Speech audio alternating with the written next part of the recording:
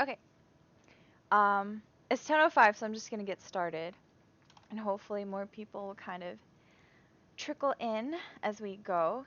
Um, so I gave a Artist Alley 101 panel about a month ago at a local convention, and um, it seemed like something that a lot of people were really interested in, and so I thought I would do kind of this stream version of it for the people who couldn't make it. And even if people can't make it to this one either, it gets recorded on Twitch, and so people can kind of just watch on their own time. So this is Artist Ellie 101. I'm hoping that I can give the viewers kind of a lot of information regarding Artist Alley and kind of what goes into it. Um, and I would like to mention that whatever I say here is not like an absolute rule or absolute thing that happens or anything. Everything here is based on my personal experience and what I have observed. And art is so subjective, and everybody's art is really special in their own way. And so something that might work for one person or work for me might not work for everyone. And so I instead of making the stuff that I say here kind of like a rule to go through, um, I would like to make it more like information that you guys can then um, take and make informed decisions about Artist Alley, so you can find something that fits you as an artist. Okay. Um, you guys are like welcome to stop me at any time and like send me questions and things in the chat. I think I'm being a little loud, so I'm gonna change this a little bit. Um, so yeah, any questions are welcome, and I'll kind of answer them as I go. Otherwise, I'm just going to kind of go through all of these slides that I have. So I do have these slides, but they aren't really necessary. They're just kind of there as visual aid. And so if you are kind of listening in, sorry, if you are listening in, you can just kind of treat it like a podcast. And I'm just going to keep talking. So until I say everything I think that needs to be said. So, um, yeah, Artist Alley 101. Let's see.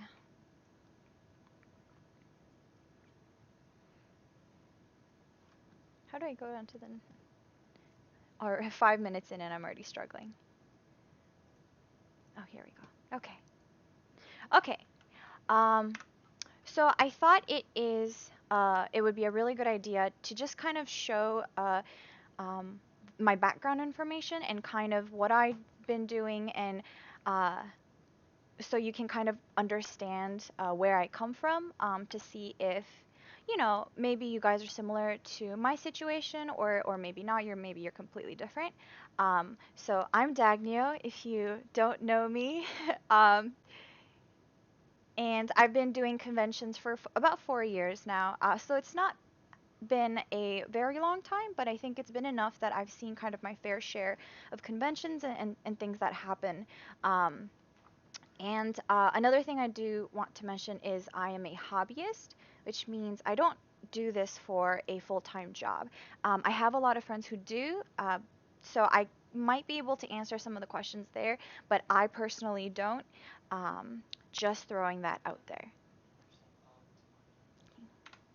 Uh, I also wanted to kind of showcase the artwork that I have for those of you who might not really know my artwork beforehand. If you've like come here through my Twitter or Instagram or something, you might already know it, but for those of you who don't, I think it's really important to see the kind of artwork that I do. Oh, sorry, it just went back. It just went forward a little bit too much. Uh, yeah, so I think it would be really important to kind of showcase what I have, and I think that helps show you guys what sector of Artist Alley I'm coming from. And there are sectors in Artist Alley, and the way things run are a little bit different depending on the types of wares and types of art that you sell. So this is kind of my stuff going in to kind of keep in the back of your head. So I mainly do digital art.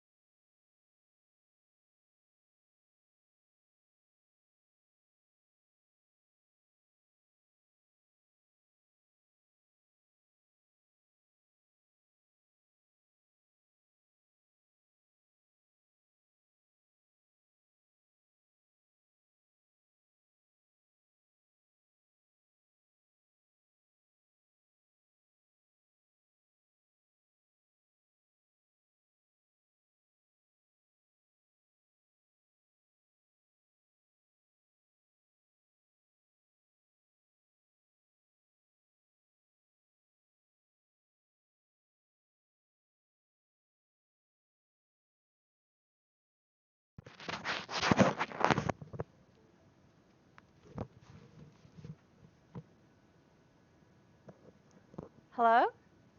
Let me double check on my stream thing. Okay, now it says my sound is working. Let me know if it's not.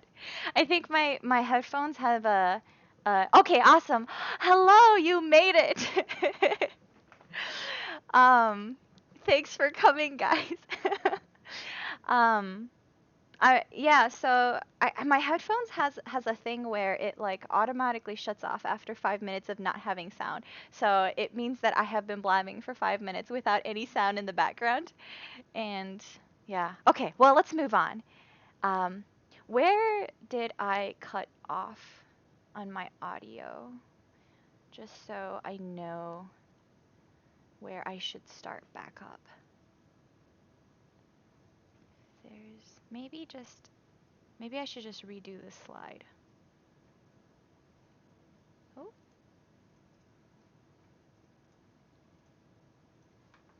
Okay, well, yeah. Overall, Artist Alley is really most enjoyable for people who would have made art anyways.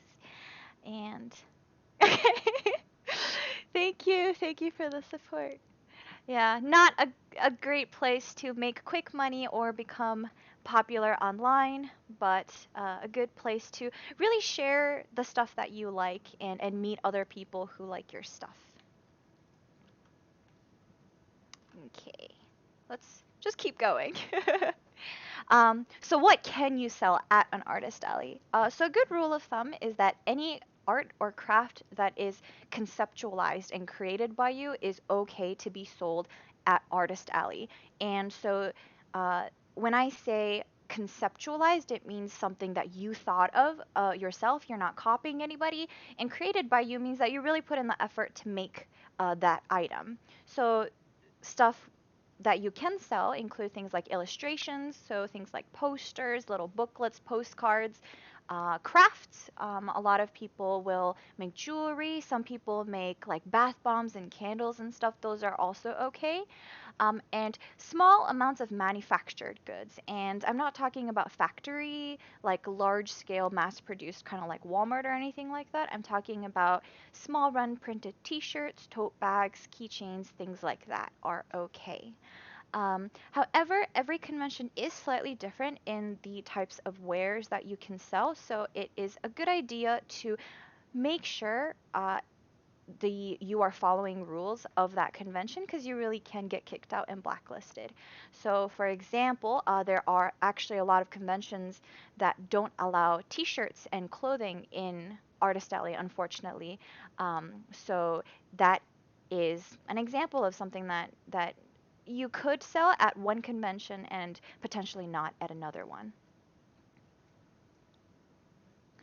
So if you have been to a convention, you will notice that there is a artist alley and there is a dealer's hall, or sometimes it's called the exhibitor's hall.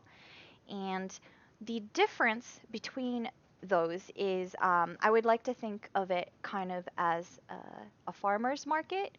So if Artist Alley was a farmer's market where kind of the farmers come in and sell the vegetables or milk or whatever that they personally have harvested, dealer's hall is a grocery store usually. So there are farmers who directly sell their wares to the grocery store. There are some cases where I think the farmers actually make a deal with the grocery store and they kind of work there almost. But in a sense, there is kind of a middleman for a grocery store, and that's usually what happens in dealers. So you'll see a lot of people sell official merchandise, things like figurines, things like official posters and music CDs and stuff like that. Those are usually got all like middlemen. Um, Resellers kind of fall into that category also. Proxy sellers are people who are selling artwork for other people. So this is pretty common for artists who are overseas. If they want to sell in the US, but they don't really have the money to fly in from overseas to the US to attend these conventions, they might send a friend or they might send their artwork to a proxy selling studio. And so those kind of people sometimes rarely they're allowed in the artist alley. Generally, they belong in dealers. The other thing is that if you need a lot of space, even if you feel like you fit in artist alley more, you are definitely okay to be in dealers. Dealers hall will generally give you a little bit more space. So if you have a lot of large stuff like props and weaponry and things like that, a lot of those people tend to go to dealers just because they do need the kind of room that dealers hall can offer, while artist alley cannot. Um, so a good thing to note is that artists can generally all go to dealers, but dealers generally cannot go to Artist Alley.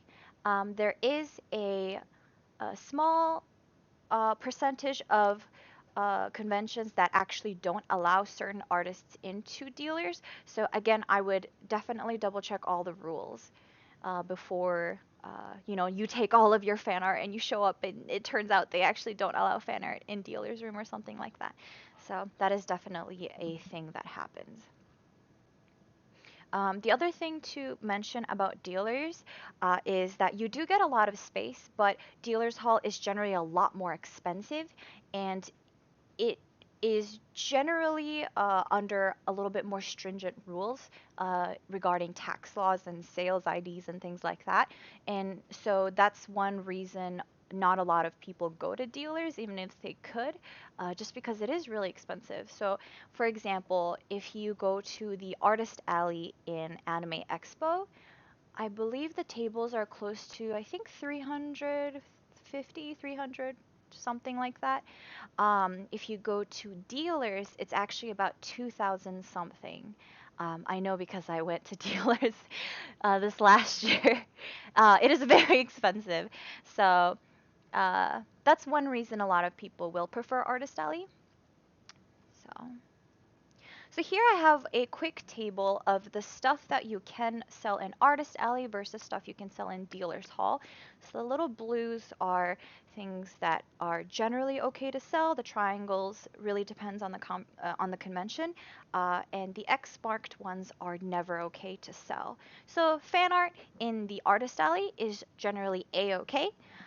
Dealers Hall, most places are okay with it, but again, I mentioned earlier that there are some conventions that are outlawing fan artists from dealers. I believe because it has the potential to get confused with official art, and so that is something to look into. Some artist alleys will let you sell a friend's art for them, if of course if you have their permission, and sometimes that is also okay in dealers, but sometimes it is not because it's considered proxy and it is not allowed. For example, Fanime is a really big one that does not allow proxy selling, so that's something to keep in mind. Merchandise made by you is generally also okay in Artist Alley, so when I talk about that, I'm talking about things like keychains, little pencil pouches that you had manufactured at a factory in small quantities and things like that. Those are okay. Those are definitely okay in dealers. In fact, a lot of people who go to dealers actually do so because they have a lot of these manufactured goods and they've kind of outgrown the space they have in Artist Alley. Um, Merch manufactured with you. So if you have a larger quantity of items, unfortunately, there is a certain limit at which it no longer is considered small press, and so it has to be thrown into dealers. So unfortunately, a lot of plush artists go through this. There are a lot of conventions that don't allow plush because when you do make plush, you have to have a very large minimum if you're getting it manufactured at a company, and a lot of conventions don't consider that small printing anymore. So that goes into dealer's hall. Photography is something I don't really see a lot of, and as far as I understand, it is generally not okay in Artist Alley. I do see it quite a bit in Dealer's Hall, especially for cosplayers and things like that. But again, please check the convention rules. Official merchandise is never allowed in the artist alley because it is something that is not made by you, it is not conceptualized by you, and so official merchandise is never okay in the artist alley. But resellers will bring those in dealers hall, and that's where people will get their figures and stuff like that. Another couple things that are never okay to sell either in Artist Alley or Dealer's Hall is traced artwork. Because that is something that is not really your idea, and even if you drew the lines and stuff, that's not really your work because you're kind of profiting off of somebody else's work. Um, it is also really iffy to sell something that is heavily referenced without any permission. If you have permission, then by all means go ahead. But if it is a photograph by somebody on the internet, and you take it and you repaint it or something, that is something that you drew perhaps, but it was not conceptualized by you. And so it doesn't actually belong to you, and so you can't sell it. Uh, I do know that there's a pretty big exception, sorry, in the K-pop side of Artist Alley, because K-pop is there's a lot of art of real people. There's a lot of references and a lot of referenced artwork. And as far as I understand, the fandom is okay with that. So there are some small exceptions like that. But I could be wrong. I would definitely suggest to do your own research. The last thing that you definitely cannot do is you can't sell somebody else's artwork without permission. This is a really unfortunate thing that has been starting to happen in both Artist Alley and Dealer's Hall, where people will take images off the internet and print it out and then resell it. So that is not okay. That is not your artwork. That is not anything that you have created. It is not yours to sell. And so it is a big no no. So please don't do that. Beyond this, again, every convention is very different. So please check the rules before you make sure that you want to go to that convention. Okay, so this is kind of the background information on artist alleys and how they run, the things that you can kind of sell. Next, we're going to move into the artist alley products. Again, you guys can just throw me questions whenever, and I'll kind of answer them as I go. There might be a lot of stuff that I can't cover or I forget to cover. That's a big possibility is stuff that I forget to cover. So if you guys have any questions, please ask them. Okay, so Artist Alley products. In Artist Alley, there's really two main categories of products, and that is 2D artwork and 3D artwork. 2D artwork really dominates most of the Artist Alley scene. I think it is at least like 70%. It kind of depends on the convention, but a very big majority of Artist Alley is devoted to 2D artwork. So these are illustrations, sketches, doodles, things like that. Um, a really good thing about 2D artwork is that every product is extremely unique to the artist. It is something, it's really a part of them. So when you buy it, it's really supporting their artwork. And it is the only downside to it is that it is limited to 2D. And so I mean, you could potentially model like a 3D character in 2D and print it out or something, but for the most part, it's generally limited to printing. Uh, 3D artwork refers to crafts, and there are a lot of crafters that are out there that make really, really cool things that are, from all over the place. There are people who make soaps and gloves and like leather gauntlets, and it's just like the stuff people come up with is absolutely amazing. And unfortunately, it is quite small group compared to the 2D artists, but it is an extremely varied group. And so I unfortunately don't have the expertise to really cover everybody. And even if I was a crafter, unfortunately, every craft is very different. So somebody who does jewelry making, a lot of what they do will not match somebody who makes plush. And so unfortunately, I'm not really going to cover a whole lot of that. That stuff is really individual, and I would really suggest you do your own research. The other downside of having 3D artwork at artist alleys is that it is sometimes not allowed in artist alley.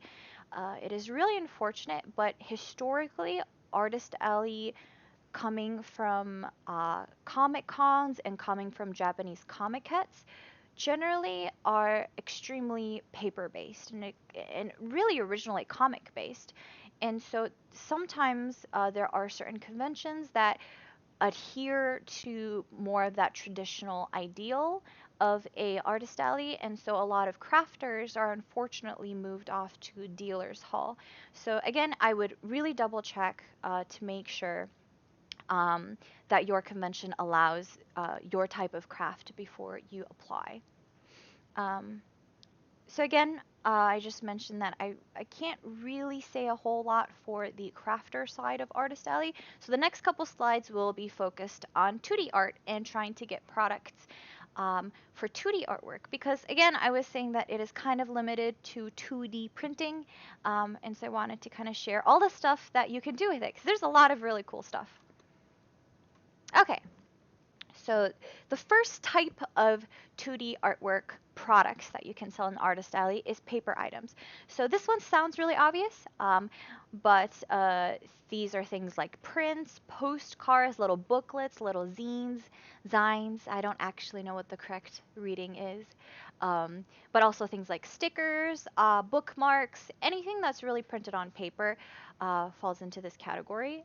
Some of the pros of these items is that they're very cheap to make compared to some other products that I'll mention later. But you can go to like your local store, and I'm in the US in case like things are different across the world, which I'm sure it is. But when I go to the local printer, I can print a 11 by 17, which I believe is an A3 size, for about 50 to 75 cents for color. So it's very cheap to make individually, and you can also have very low minimums. So you can go to the printer and be like, hey, I really just want one of this, and the printer will be like, okay, and give you one copy of that. He's not going to be like, I can't sell it to you because you need a minimum of 5 copies or anything like that. So they're very cheap to make, and you can make them in very small quantities, which is really, really great if you're just starting out and you don't really know exactly what is going to sell, or if you want to make a lot of things at once. The only downside to it is because it's a paper item and it's not very rigid, it's not very durable, and so it is really limited in utility. Really, the only main things that paper-based items are good for is for decoration, so prints and things like that. I have a lot of prints on my walls, and I think a lot of anime fans and people in fandoms do too. But that is really its main purpose, is to kind of showcase the artwork made by that artist. And I do want to talk a little bit about paper itself.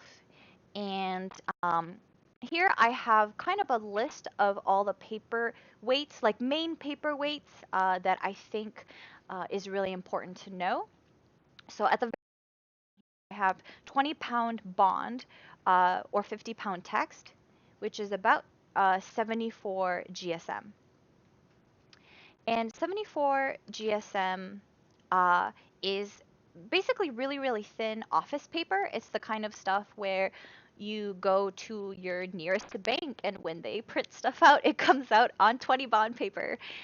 So it's very thin, not very durable. It really doesn't hold ink very well. So don't use this kind of paper when you want to show your artwork. I think a lot of people, if you are making art and illustrations, you really want to showcase your illustration in the best way possible, and 20-pound paper will not do that for you. One step up from that is 60 to 80-pound text, or 90 to about 120 GSM heaviness. GSM means grams per square meter, I believe, and that's just kind of how heavy the paper is. That's a really good measure of how thick it is. So 60 to 80-pound text, or 90 to 120 GSM. This is kind of a thinner side of posters. Generally, things like if you go to like Walmart and you buy one of those really big posters that you can post on the wall, this is about the heaviness that it'll be. It is good. There are a lot of people who use it, but it is still a little bit on the thinner side of prints that I've seen. So this next layer I have here, which is in red, is 60 to 100 cover, or 175 to 260 grams per square meter. That is the basic weight that I see usually used for Artist Alley prints. Um, it is a pretty good, pretty thick, kind of hefty paper without it being too heavy. And so I'm actually, do I have any lying around? I probably do have some lying around. Actually, if I move this camera here, ah, can I? Can I do it? So all of these papers here, it's, if you can kind of see, it's not like flimsy, it's kind of a heavy set piece of paper. So these are 82 to 60 to 100 pound cover in general.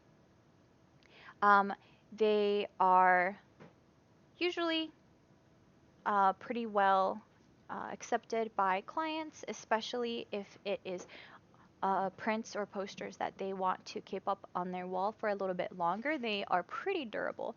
So again, I recommend 60 to 100 cover. The last one up here at the very top I have is 14 to 60 point paper, or 300 to about 350 grams per square meters. These are really thick. These are like business card level thick paper. And that's really what it's mainly used for, is business cards. There are some people who use this level of thickness for postcards, especially if the postcards already have kind of the lines in the back where you can write the address and you don't even need an envelope and kind of send it.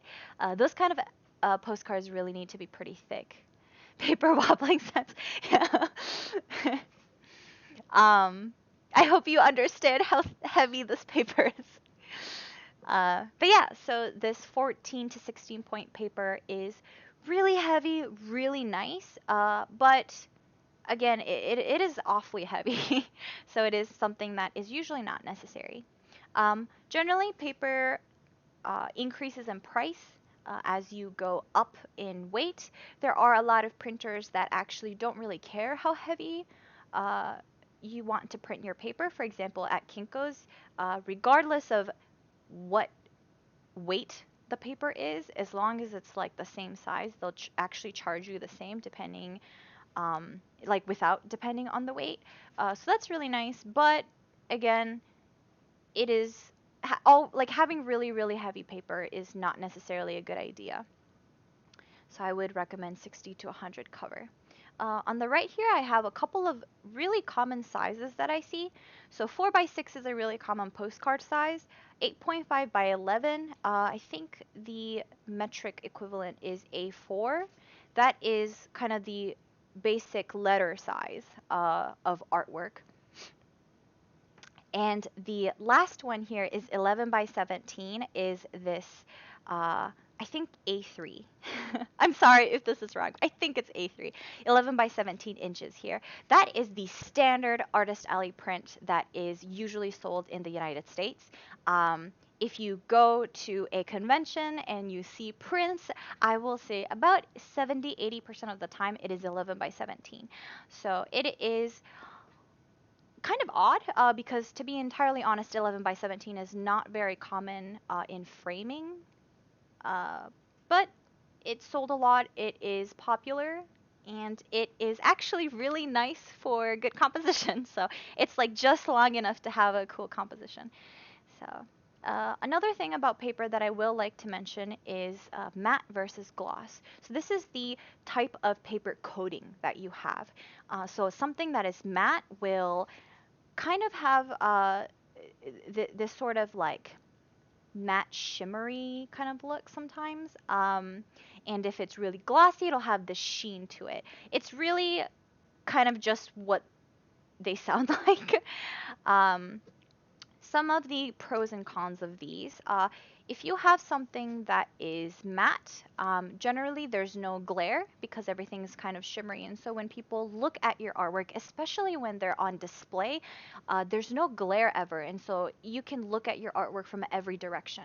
And actually, a lot of people like that kind of a look in a house because if they have a lot of glare in the house, it's kind of uncomfortable. Gloss, on the other hand, has that sheen, has that glare, but a lot of times gloss paper will hold colors more saturated. And so if you have a artwork that is really bright, really saturated, it might actually be a good idea to stick to a gloss paper instead of matte. Again, it is really up to you and your artwork what kind of paper you go with, what shape of paper, what size, everything. Again, you are selling your artwork and not necessarily the paper when you're selling prints. So it is really up to you. Do whatever makes you happy. And I know Ametalius mentioned about Kinko's real quick. Kinko's is really hit or miss. I'll kind of come back to it when we talk about printers and things. But ooh, Kinko's is really hit or miss. So is Staples. So is Office Max. Any of these kind of franchise printers, some locations can be very good. The people who work there might care a lot. For example, my local Kinko's is very well taken care of, and the prints they come out with is absolutely beautiful. Unfortunately, that's not always the case. There are franchises where they don't honestly care that much, and their printers might be a little bit off calibration or just overall not in that great of a shape, and they might not treat you quite as well. Uh, if you guys have printers nearby, I would suggest you to talk to them and talk to them and really make a connection with them. When they know you, they will really work for you to try to get your artwork looking as spiffy as possible. So I unfortunately didn't really like my local printer. Their prints weren't quite as good as my Kinko's prints, so I still stuck to Kinko's. But yes. I just wanted to make that point. I will come back to more printers in a later slide, though. Okay, so the next thing that I want to talk about is products that aren't paper. So I call these the solid items. And these are things like charms, notebooks, washi tape, enamel pins, pouches, lanyards, like really anything you can think of. You can make nowadays with the magical world of the interwebs. Um, and these are really fun because they are made at a company who really makes these manufactured goods for a living, and so oftentimes they're really professional, and it is a really good way to make items from your art that you really can't otherwise do. So I can't handcraft a acrylic charm. I just don't have the ability or any of the tools to do so. And so it really offers kind of cool stuff that you can make. I will say that solid items can be expensive, and some of them can have high minimums. So a really popular one right now are enamel pins, and a lot of people are making them, and a lot of places have a minimum enamel pin order of 50. And so if you are not really sure if your design is going to sell, or if you're just starting out, it could be a pretty big hurdle to cross.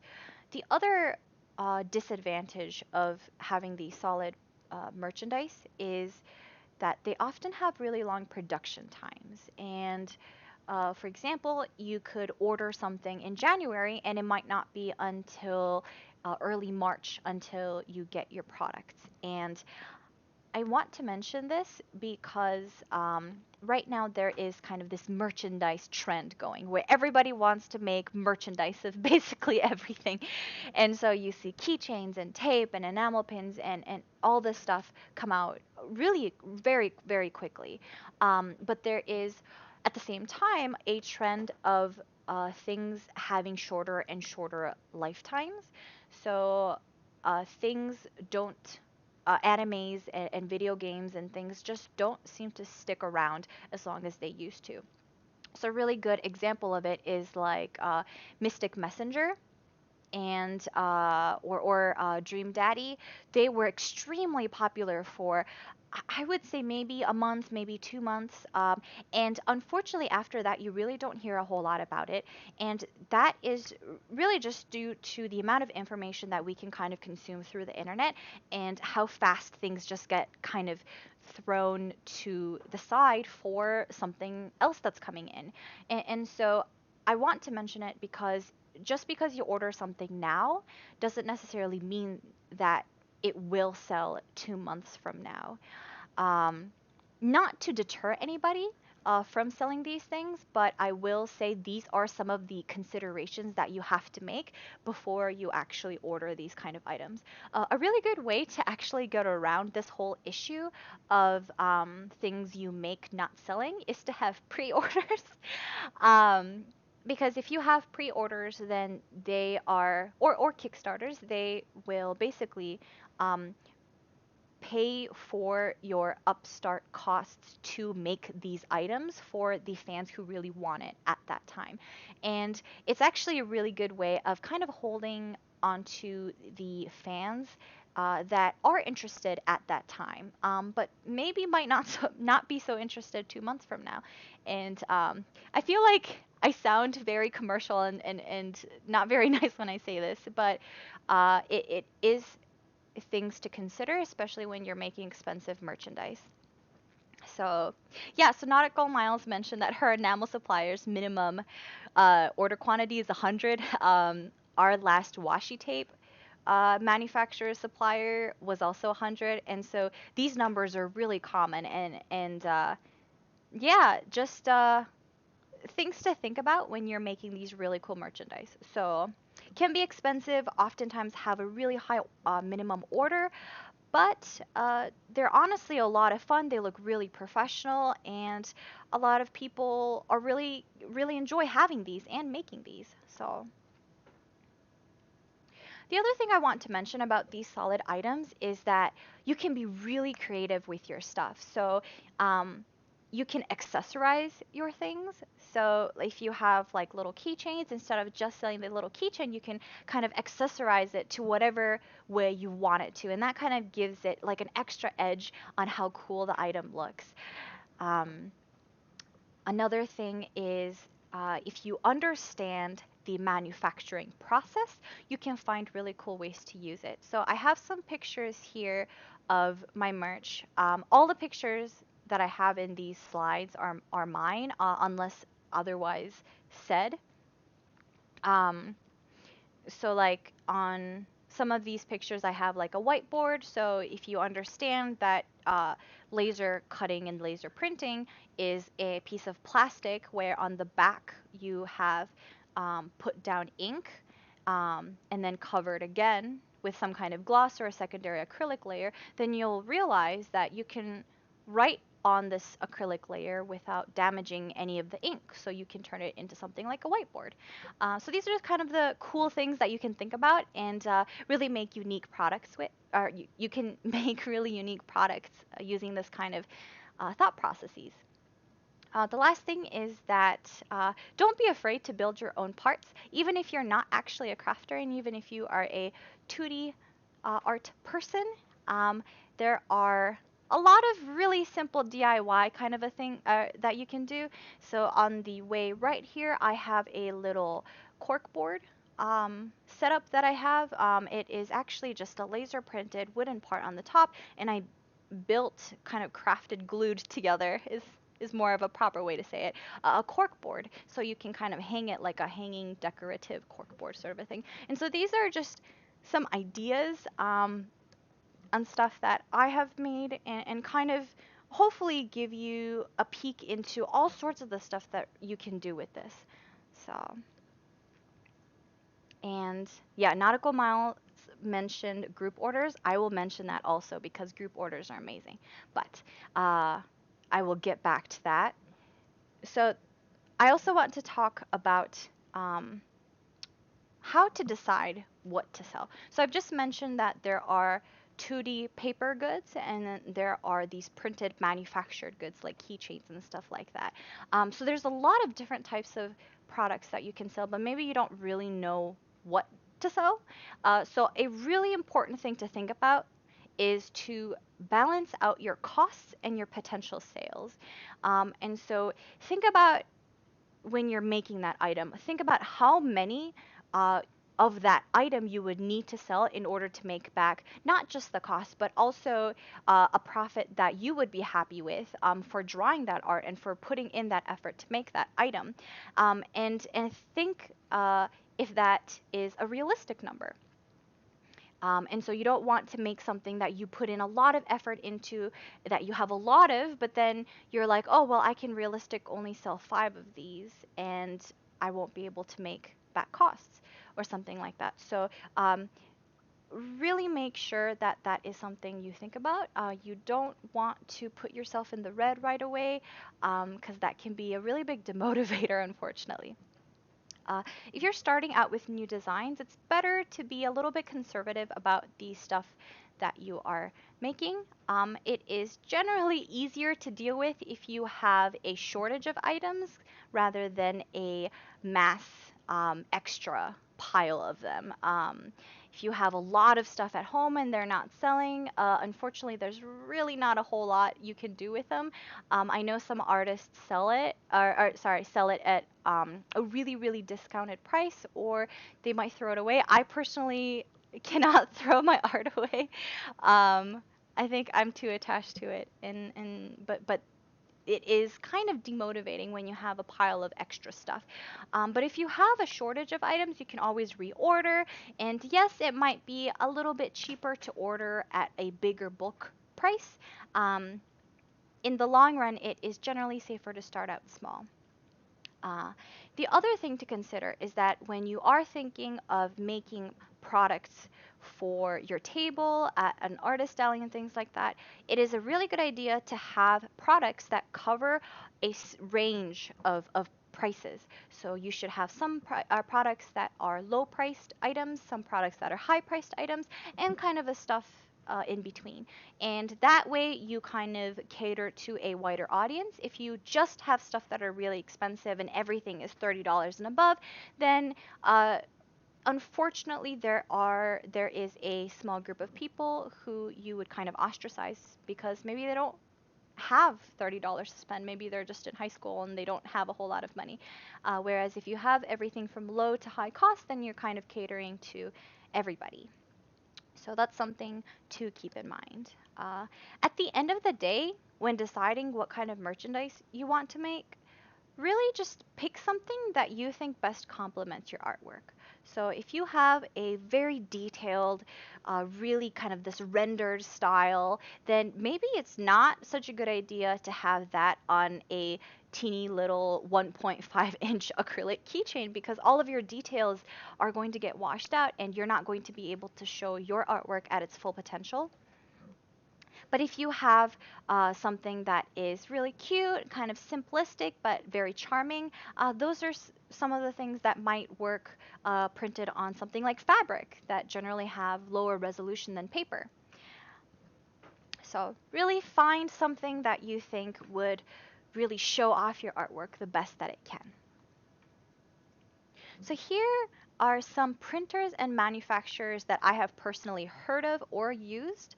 So it's a big list, but I'll also list it off for the people who are just kind of listening in. So for prints, a really big one that a lot of US artists will use is Cat Print.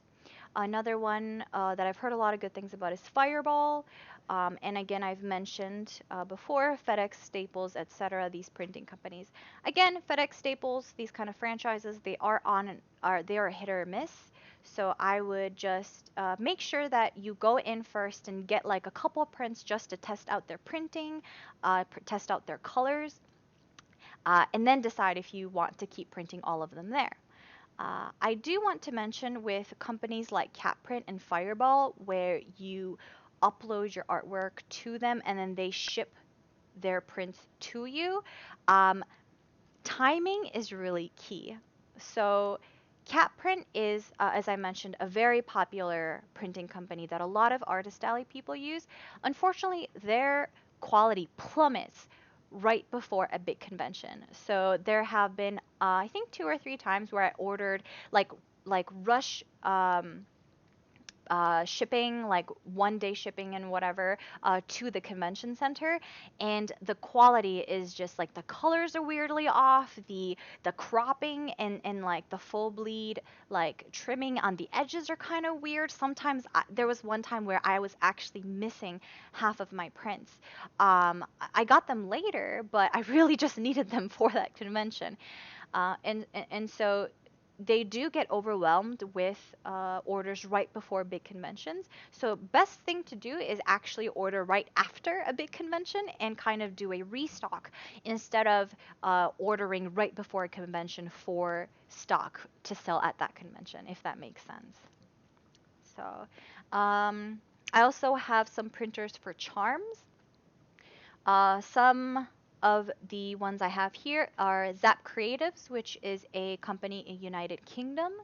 Um, Inkit Labs, Chili Pig, and Acorn Press are all United States-based printers. Unfortunately, I believe Acorn Press and Chili Pig are currently MIA, again because they have been overwhelmed by printing orders. And so I believe Inkit Labs is really the only viable United States-based one at this moment. Oh, Acorn Press is back. Okay, that's good to hear. I do remember them having gone missing for a while because of some issues with their printers and having this a giant number of orders come through. But that's good to hear. Acorn Press is back. They do a special type of printing, which is double-sided, where they do usually a lot of times when you have laser printing, they'll have the acrylic board and then they'll print on one side. But I believe Acorn Press actually does one where they print on both sides, which you can use to make really unique stuff. So now that they're back, you can check them out. I guess they're back in business. And the last charm order company that I want to mention is Vograce. So Vograce is a Chinese-based company. It is really, really big. Um, I will say it is one of the biggest names in Artist Alley, I think. Um, they are they can be a little bit difficult to work with, if especially because they don't speak completely fluent English. So their English is good enough for you to understand, for you to do business with.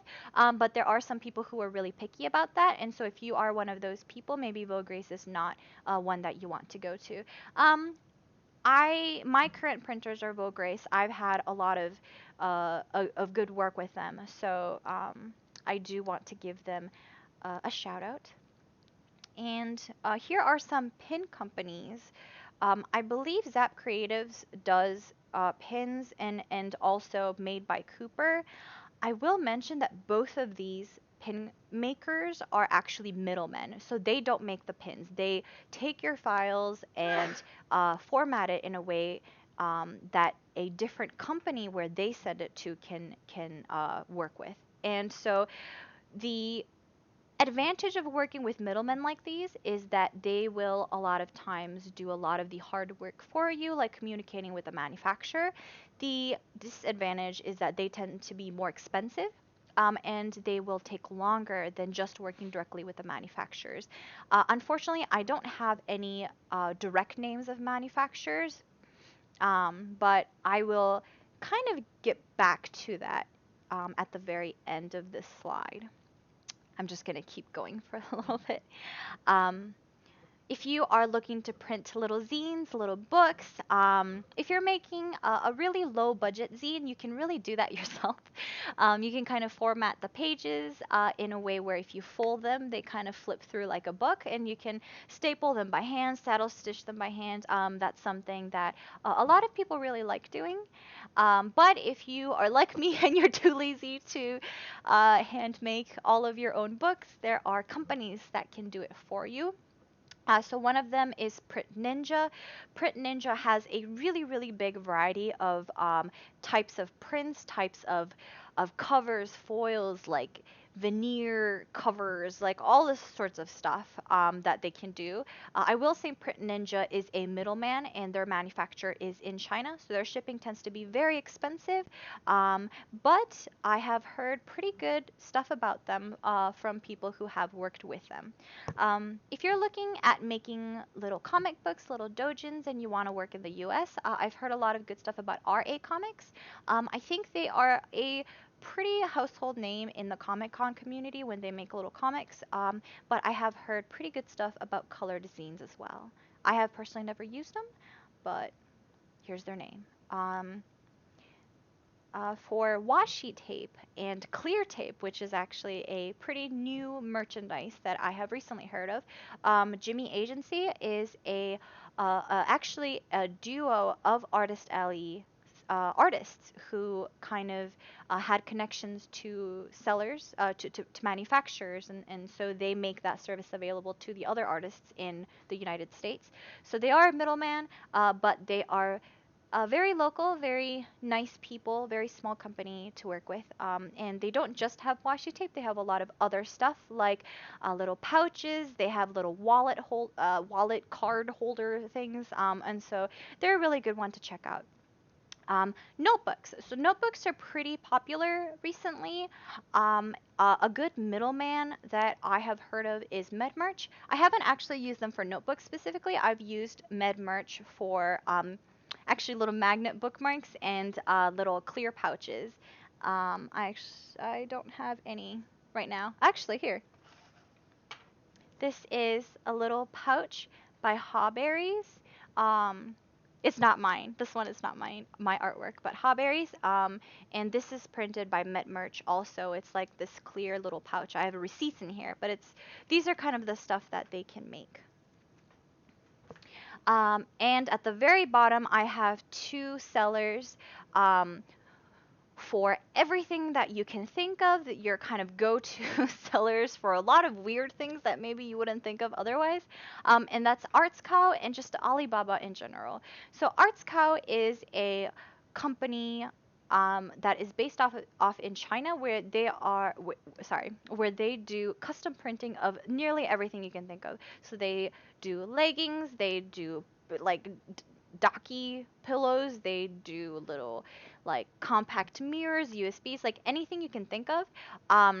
If you do use Arts Cow, however, the regular pricing on their website is very expensive. So I don't recommend using them until they have sales, which is literally like every week. They'll have a very specific sale. So a really common one that used to be really popular, I don't see it quite as often now, but it used to be really popular, is like pencil pouches. And the pencil pouches, I think, on their own is. Oh, did I stop?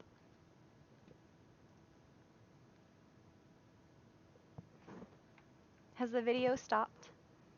On my end, it says it's still going.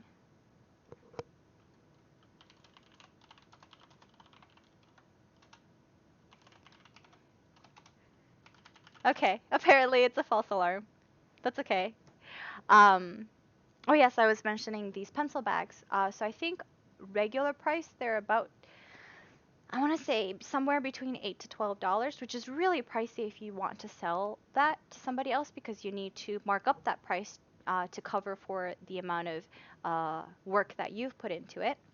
But they usually do like a 4 for 20 sale, and so then each one comes down to like $5. I think it was 4 for 20 or something like that, and you can use. I actually have a example. Let me see if I can pull it out. Oh, here it is. Okay, so this is a little pencil pouch, like this. This has a little zipper. This is from Arts Cow. This is again not my artwork. This is by Maruchi Bitamin or Koyamori. She does these adorable, cute little watercolor stuff. So this is the kind of stuff that you'll see at Arts Cow. Another good one to go to is Alibaba. And Alibaba is a little bit special on this list because it's not actually a single seller. Alibaba is essentially the eBay of manufacturers. So instead of buying items, you're buying services. Um, and so there are a whole tons and tons of manufacturers in most often in China that can do custom printing that'll work through Alibaba. And Vograce is actually one of the companies that generally work through Alibaba. I actually just directly email some of the workers myself, but there are a lot of other companies like that. And so I'm personally looking into clear files. There are these like kind of zip open makeup pouches that I'm looking at that I'm considering making from certain sellers. Unfortunately, I don't actually remember any of the names of these specific sellers. I usually just go to Alibaba and just type what I want, and then a ton of them come. And then you just kind of pick and choose who you want to work with. So. Um, the other thing that I do want to mention, and Nautical Miles also mentioned earlier, is that you can do group orders when you're ordering with these companies. And so a group order is where a lot of people kind of come together and uh, pitch in to do one really big order. So I mentioned earlier that there are a lot of places that require minimum order quantities. And so if you want to order like um, these notebooks, you actually have to order like 500 of them all at once or something. But if you are allowed to kind of split them between different designs, you and like maybe four other friends can make a design, and then now each person can just get 100 instead of getting this whole giant 500. Um, and a lot of companies, the more you order, the smaller the minimum order quantity that you will get.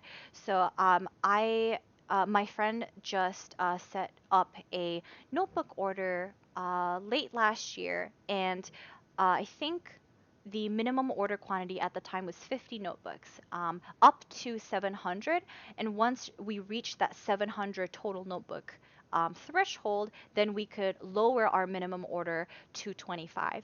So these are kind of things that can happen when you order with friends. Things get cheaper. So I really recommend to order with friends if you are just starting out, or if you, honestly, for anything, if you just don't want like 500 items of this one thing. So, okay. The other thing that I want to talk about regarding printing your artwork for products is details regarding actually formatting your files for print. So there are two main things to consider when formatting your files for print, and that is color profile and resolution. So when I'm talking about color profile, I'm talking about the types of colors that make up your artwork. So a lot of people work in digital artwork. There are plenty of Artist Alley friends who do traditional like watercolor and gouache and things like that. And for them, I unfortunately don't have a lot of, a lot of experience.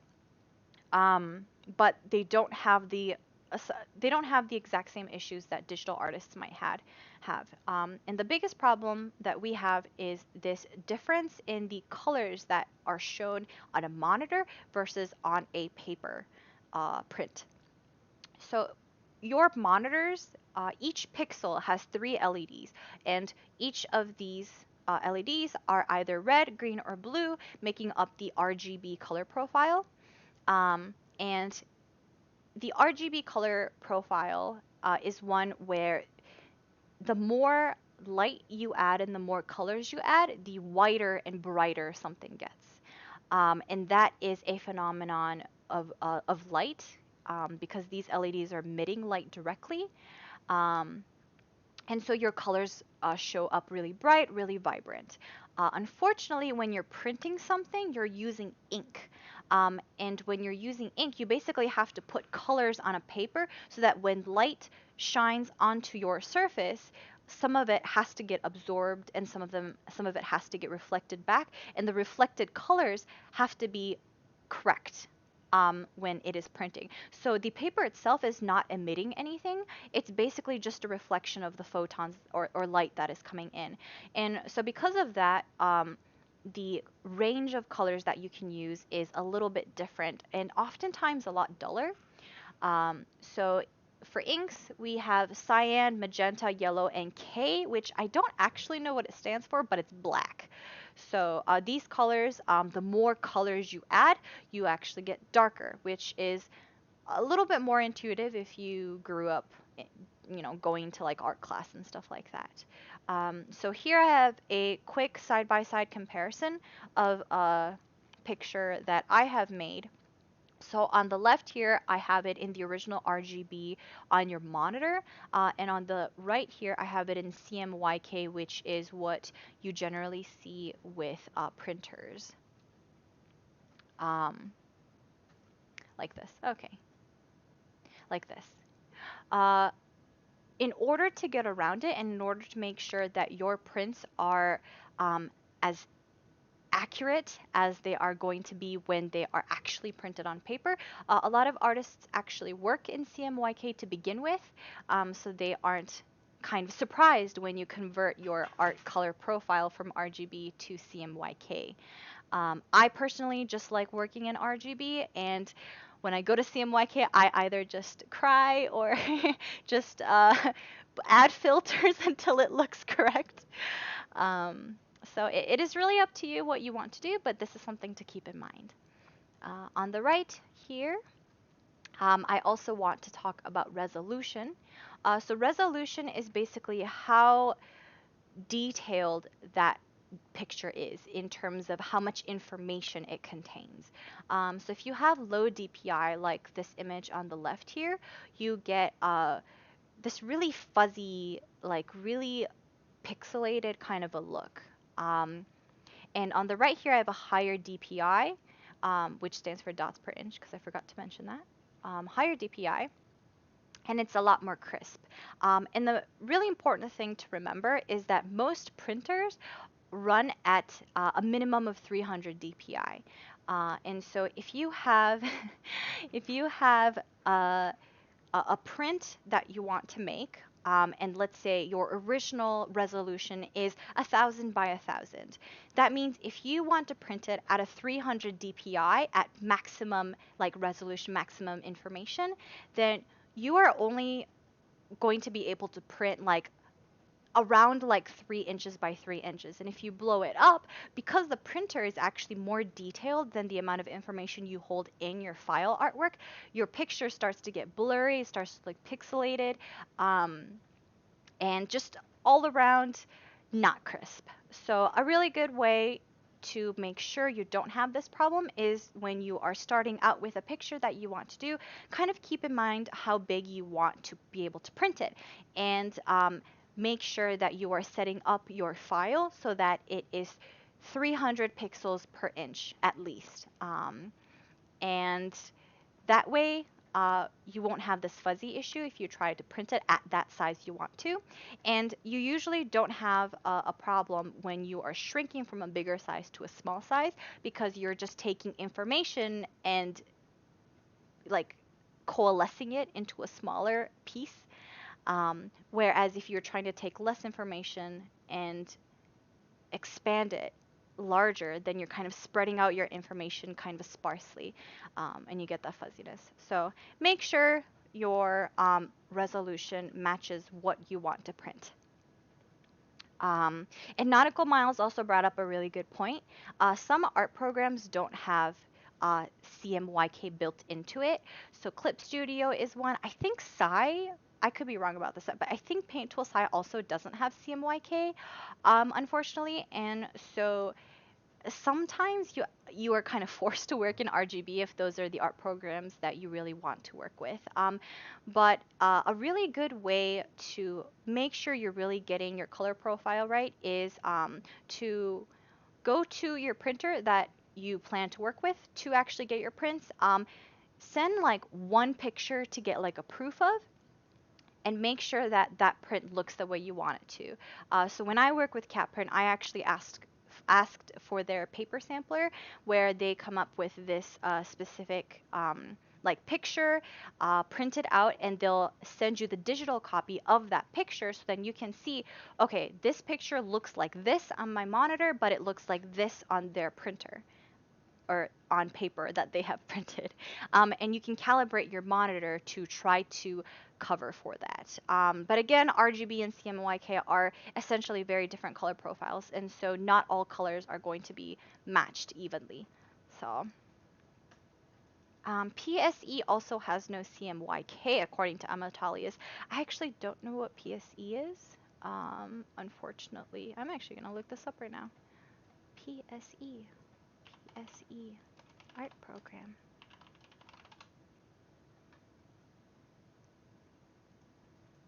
I'm sorry, Amatalius, if you if you want to tell me what PSE is, I actually don't know what that is, but yes, CMYK is the bane of a lot of artists' existence, but we just need to do our best and kind of accept whatever happens.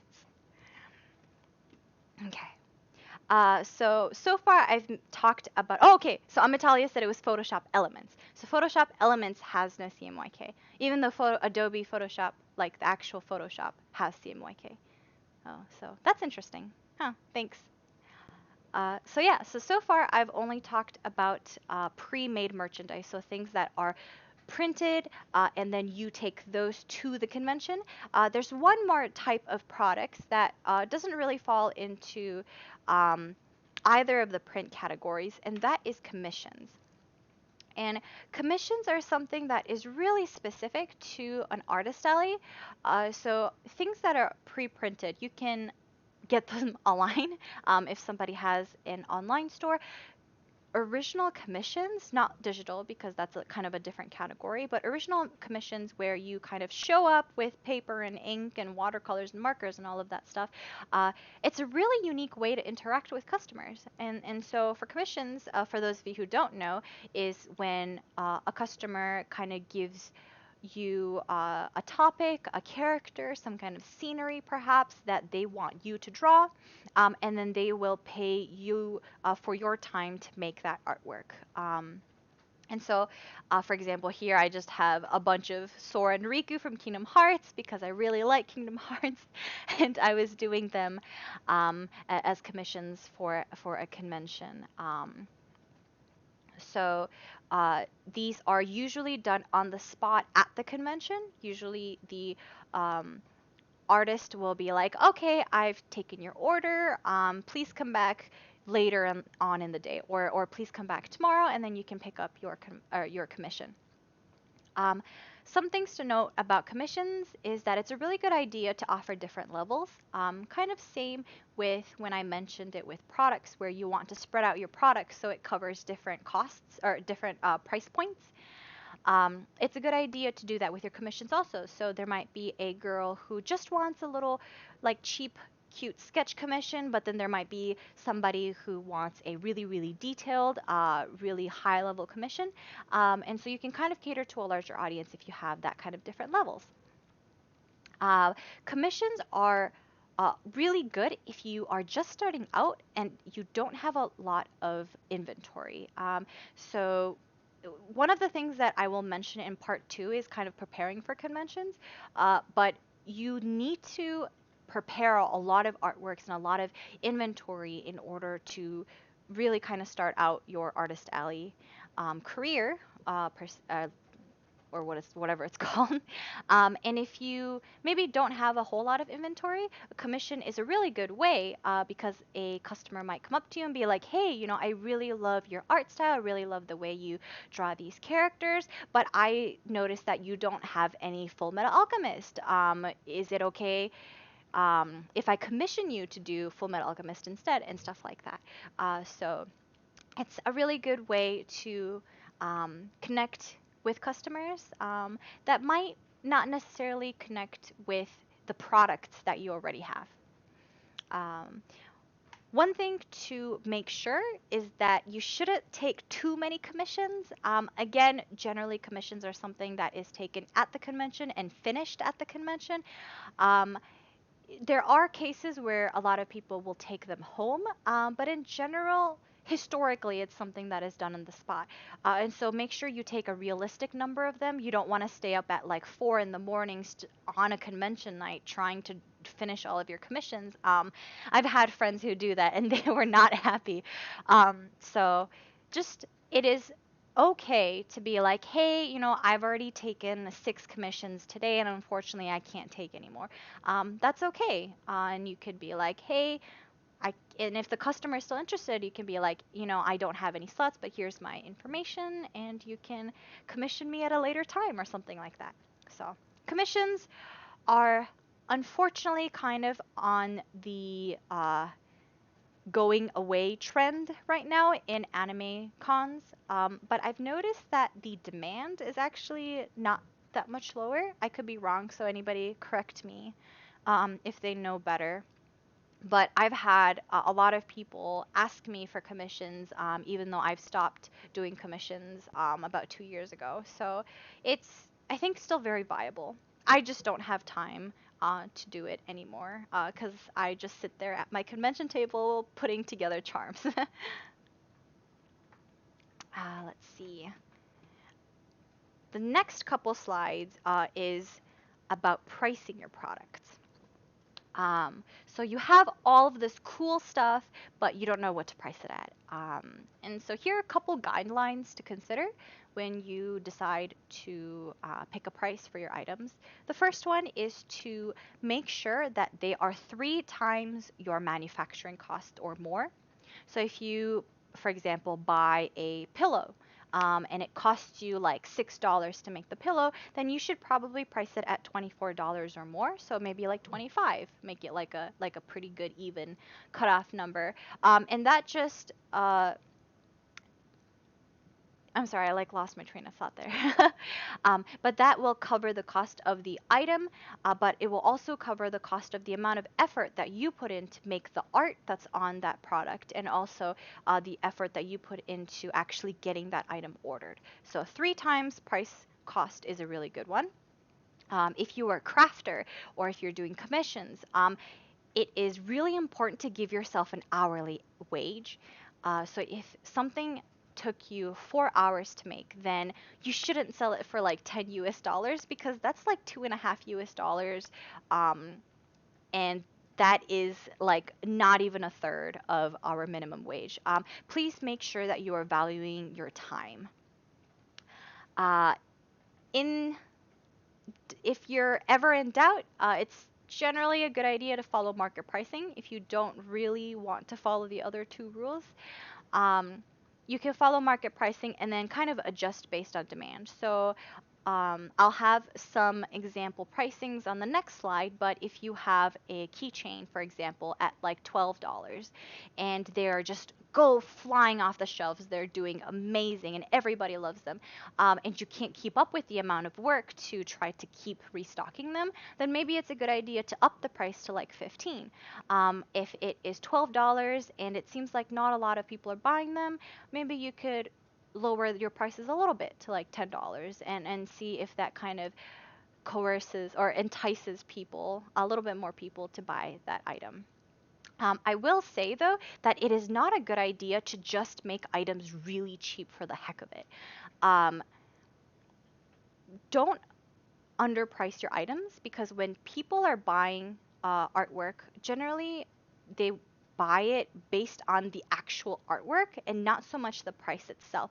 And so if you have like 2 artists with buttons and one of them is like $5 and one of them is like $3, for example, but the $5 ones is an artwork that you really like or a character that you really, really like, then even though the other one is $3 cheaper, you're probably still going to go with the $5 button.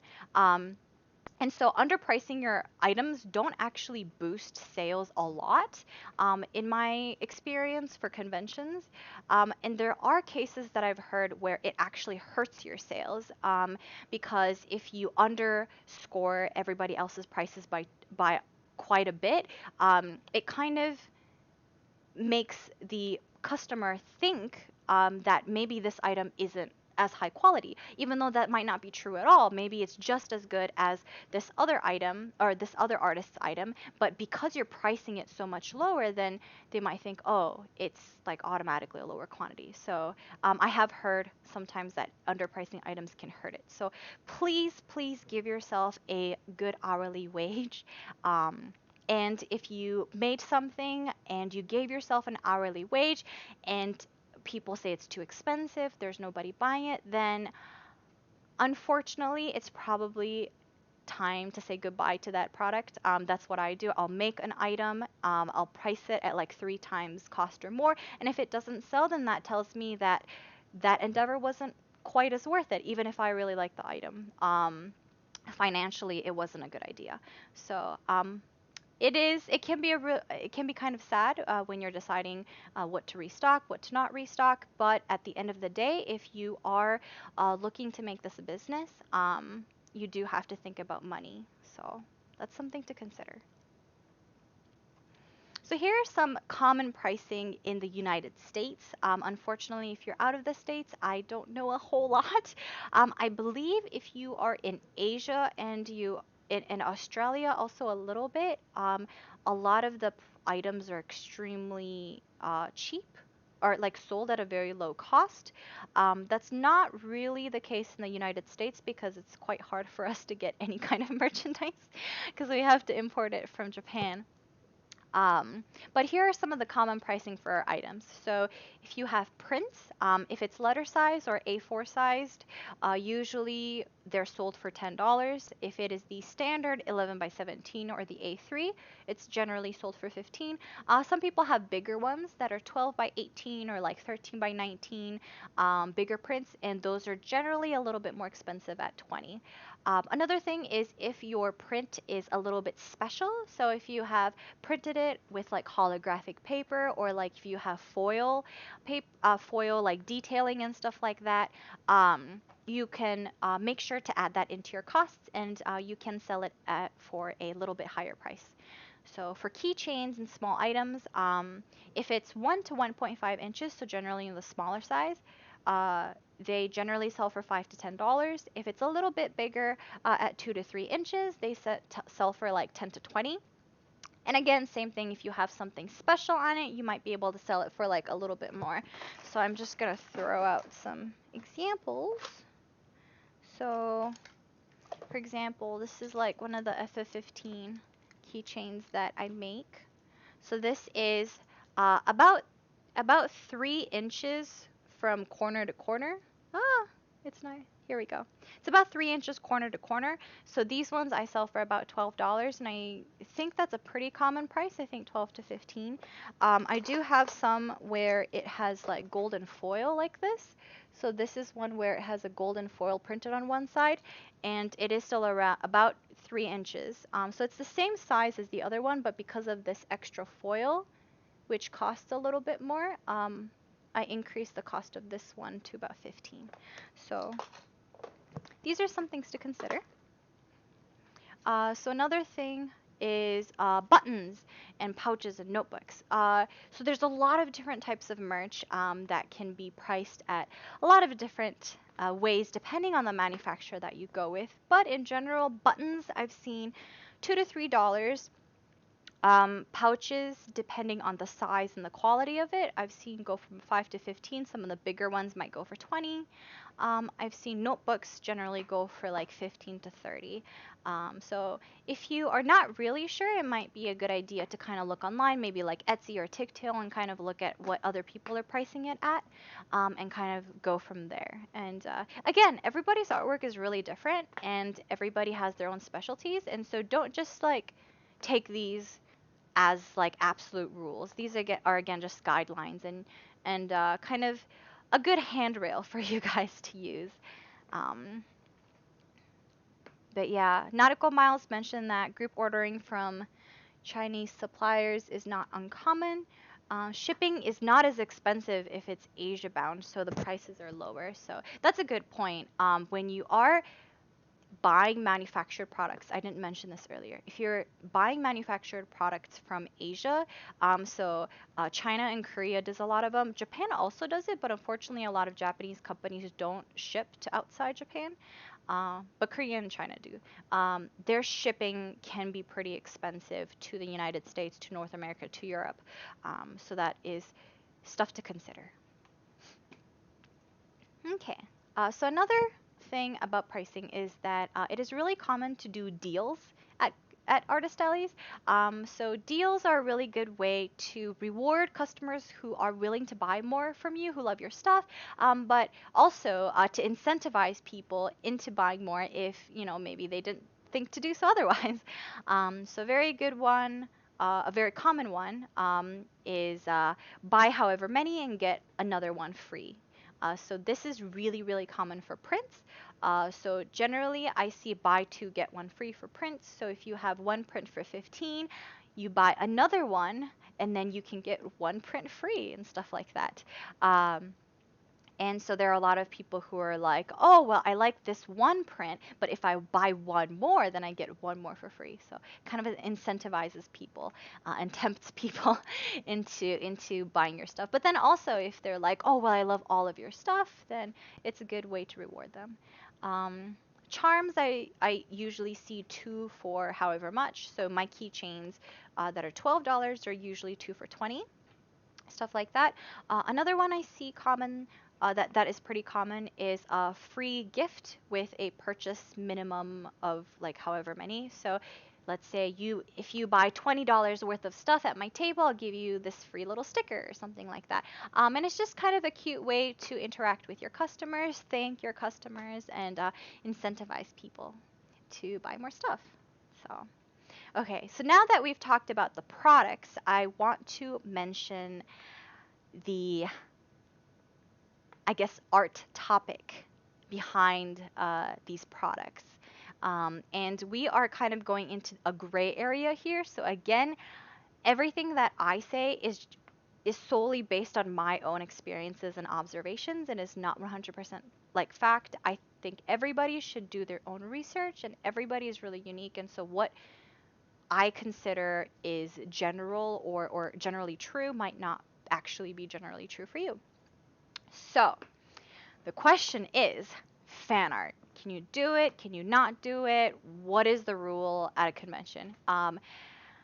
And the general rule of thumb is that if you're at a convention, fan art is okay. And conventions are really kind of this get together of fans to celebrate things that they like. And a lot of companies understand that. And so they are pretty lenient in regards to fan art. And the other thing is they do understand that when we sell fan art, we are not selling like $100,000 worth of stuff in a single day. And so it's not enough money, really, for a lot of these companies to really come after you. And so they tend to be pretty lenient. That being said, there are a lot of cases actually where a company will have representatives at a convention and they will walk around and hand out cease and desist letters, which is basically a kind of like an order for you to stop selling that copyright that they own. Um, and when that happens, you do have to listen to them. It is law because you are kind of taking their copyright and making fan art of it. And so you really don't have much say if you do get a cease and desist. But there are a couple things you can do to try to not get cease and desist letters. The first one is to avoid having the actual name of the anime or game or whatever you're referencing. So this was a really big thing when Funimation started to pull out cease and desist letters. So Funimation is a animation distribution company who I believe were in charge of things like One Piece, Attack on Titan, like really big name animes. And they would go around and give you cease and desist letters if you had the exact name of that anime or game. So if you have a print and it says Attack on Titan, then that Attack on Titan name is copyrighted. The logos like the shields and everything like that, those are all copyrighted. And so if they see those, it is considered copyright infringement. If you don't have that, the names, the logos, anything like that, you just have the characters, maybe in a scene, whatever. A lot of times they'll be pretty lenient about it because they'll be like, oh, well, this looks a lot like Attack on Titan, but you don't know for sure because it doesn't say Attack on Titan. And so a lot of times they'll be lenient. So again, don't put the names of specific items. Usually, if like customers are looking for a specific fandom, they're going to be able to tell if your print is, Ace from One Piece or something. And so you really don't need to label it or anything like that. Just trust your customers. So, oh, excuse me.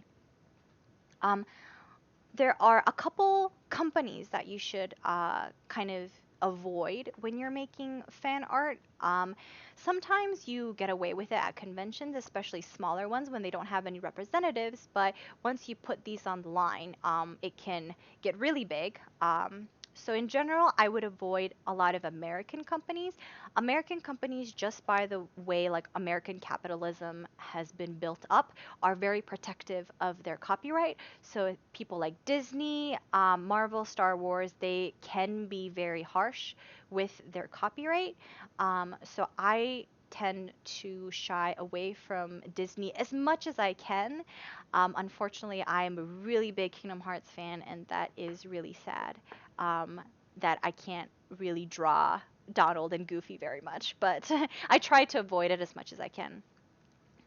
Um, Another one to avoid, not necessarily for fear of cease and desist, but for more of kind of a morality reason, is indie companies. So it is generally looked down upon to make fan art or fan merchandise to sell for profit for indie companies. And that is because if you have a really, really big company, a really well established animation company or whatever, something like that, um, then the artists and the people who work for that company are generally under some kind of salary system, and so they're already paid for their hard work, and whatever money they make kind of goes to like the CEO and whatever, more projects and stuff like that, which is absolutely something you should support. But if you are taking money away from that, it is considered more morally gray. Like some of it might be okay. Whereas if you are doing something similar for indie companies, a lot of indie companies might have started from Kickstarter or from the people who are in the company themselves taking out massive loans and stuff like that. And so a lot of times they're not paid upfront.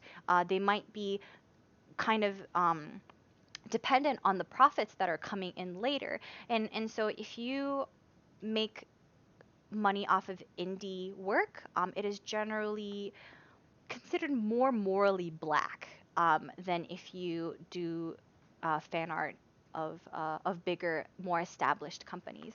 And a lot of times, indie companies will tell you if they are not okay with fan art or if they are okay with fan art. So I think for a while, like Undertale, I think now some fan art is okay, but I think for a while it was like no fan art. I think Rooster Teeth is pretty anti fan art, I believe. And so again, really respect the company's wishes and be respectful of the original creators when you're kind of thinking about these things. So, but yeah, Ametalius mentioned that shouldn't have any idea that people passed cease and desist during cons, but it is a thing. Some of the mid-sized to smaller cons, maybe not so much, but definitely the bigger cons, it has definitely happened. So I would just be careful. Just don't put the names of stuff like blatantly out there. So. Okay, continuing on to more morally gray stuff. So, a lot of questions. One of the biggest like questions that I hear from like newcomers into the artist alley scene is questions like, oh, what's popular, or like what sells, and things like that. And I would like to mention that just because you're drawing something that is popular doesn't mean that it will really sell. Um, so a good way to think about it is, if you like something, something is really popular, there are going to be a really big fan base for it and a really big customer base, but there's also going to be a really big fan base within the artist community, which means that there's going to be a lot of artists who also draw that popular thing you have. And so you might actually have a weird balance where even if something is really popular, there's so much supply that it might not actually sell all that much. And so just because it's popular doesn't mean it'll sell. And the other thing is, if you draw something for the sake of selling it and not necessarily liking it, besides going into the whole morality of doing things like that, I think that generally artwork turns out better if you actually care about it. There's a little bit more heart that goes into it, a little bit more effort that goes into it. And so a lot of times the artwork turns out better.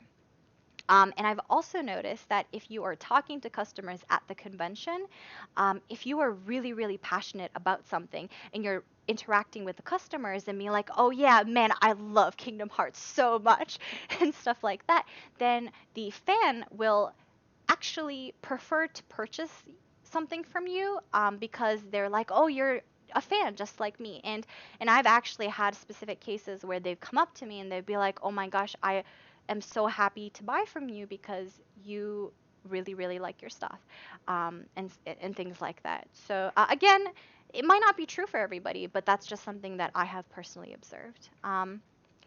I will mention that if you draw something that is really unpopular and it's too niche, again, it will lack the recognizability, and unfortunately, I mean, it will sell probably because it probably has a devout fan base, pretty small but devout fan base. Um, but unfortunately, it probably won't sell something um, as much as something that is really popular. So I have charms of like FF15 versus Final Fantasy Tactics Advance, and I really, really, really like Final Fantasy Tactics Advance, but unfortunately nobody buys those charms, just because it is such a niche kind of little fandom, and it's also really old. So, in the end, just don't let popularity determine what kind of merchandise and what kind of pictures you want to make. Um, I don't think it's necessarily bad to follow trends at all, but I don't think it is a good idea to just draw for the sake of popularity. It's a really good idea to kind of find a middle ground, where, oh, this is kind of popular, but I also really like it, so I'm going to draw something for it. Something like that. So I think that's generally the case with a lot of people, which is really good. But I have heard of a couple cases where people are like, oh well, I just want to draw what's popular, um, and that might not necessarily be what's good for your convention career. So. And so far, a lot of what I've talked about is fan art, but I also do want to kind of touch base on original art. Um, and original art can do very well. I've seen it do very well, and it's really rewarding from what I've heard. I actually don't do a whole lot of original art, but from the people who do it, it's really rewarding to see something that you have created yourself get really big, or really popular, or something like that. I will say that I think it's a little bit harder to kind of break into the convention scene with original art. Um, but in here are a couple tips again, to kind of ease into it. Excuse me. So fan art has the advantage of being recognizable. So if you're at an anime convention, there are all these anime fans out, and they're like, "Oh my god, I recognize that character from this anime. I recognize that character from this anime, and I really like them." And they have that instant connection with one of your pictures or with one of your works because they know that character. With original art, it's a little bit different because they don't have that recognizability. And so a lot of times, the stuff that you see actually do well, is replace that recognizability with relatability. So if there's a really a lot of stuff with like coffee, and a lot of people like coffee, then that's something that is relatable. Maybe not necessarily recognizable the same way a character is, but you like coffee, there's a picture of coffee, ta-da, kind of a thing. Another one that I see do really well is aesthetic. So if you have a very specific aesthetic, really let that shine. You can probably take that really far. A lot of people really like kind of this like specific aesthetics, so things like pastel and kind of cute, or maybe more goth and sparkly. A lot of times that kind of stuff can launch your original art. And I will mention that not all congoers are complete, like, pure anime fans, and I will only buy if it's anime or anything like that. There are congoers who like getting original art, because, like I said, original art a lot of times is a little bit more personal to the artist. And there are customers who understand that, and so I've had people who are actually going around kind of collecting original art from people. So there are definitely people who are out there looking for original art, so definitely doable. Again, ultimately, if the art is captivating, if it's recognizable, or if it's relatable, or if it's just captivating in general, there will be a customer, there will be a fan base for it. And so don't let that kind of deter you, the lack of fan art or recognizability deter you from making the artwork that you want to make. Really, if you put your heart and soul into it, it is going to show through in your artwork, and I think there will be customers that are going to buy it. So, um, yeah, Nautical Miles mentioned. In an ideal world, we might be able to sell OC art.